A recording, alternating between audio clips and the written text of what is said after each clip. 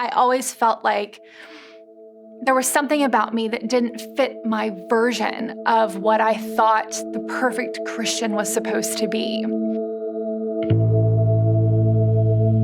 So I'm Torie Watkins, and I'm a relatively new member of HPUMC. My husband and I moved to Dallas a couple of months before the pandemic started.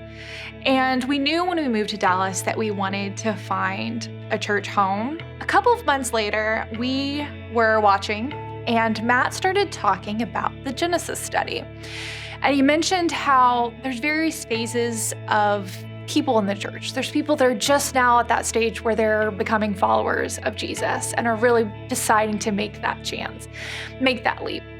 And then there are people where I felt I was, where I'd bought into that. I was a follower of Jesus. I felt like I had found a church home, but I needed to take that next step. And it really touched my heart and drew me to decide to do the Genesis study. I had felt like I'd found a church home, but I hadn't developed those personal connections and relationships with people at the church yet. And so I saw the small group as an opportunity to do that. One of my small group leaders reached out to me, and we went to coffee, and we've developed a friendship, outside of that small group. And having someone at the church and being able to establish that connection has made me feel so much more at home at the church. I think for a really long time for me, I grew up and had one idea of church and one idea of religion and one idea of God. I always felt like there was something about me that didn't fit my version of what I thought the perfect Christian was supposed to be. And by reading Genesis and reading the stories of imperfect people that God chose to do extraordinary things and lead a nation, showed me that it's not perfection that's the expectation. It's trying and failing and trying again. And to see the story of all of the characters in Genesis, you don't find a perfect person.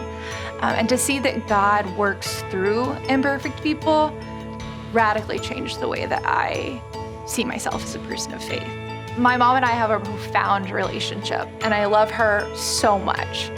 But growing up, she and I had a complicated relationship when it came to our faith, because we always saw the things that we seemingly disagreed on, rather than the things that we did agree on or saw common ground for. On a whim, I picked up an extra Genesis book for my mom, and she and I read it all together. Every Friday, we would have a phone conversation, and we would talk about the scandalous things or the crazy stories that we read that week, or the things that we didn't remember reading years ago and couldn't believe that we'd passed over.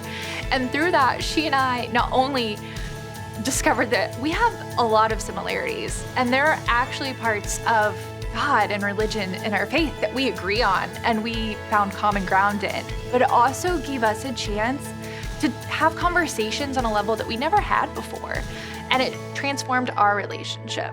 So if you're already bought in, get someone else in your life to do it with you. Before I started reading Genesis, I was not a daily Bible reader. I went to church and I would do devotionals and spend some time the first 15 minutes of my day, but I never sat down and actually read chapters of the Bible on a daily basis. And starting my day with that, followed by Matt's video on Instagram, changed my day. It changed the perception that I had of my day and how I went into work in the mornings. I had such a great experience with Genesis that when it came to an end, I was really sad. And as you know, Exodus is chapter 2 of Genesis, and I'm so excited to start reading Exodus in the coming weeks with the church. You never know where this journey could lead you.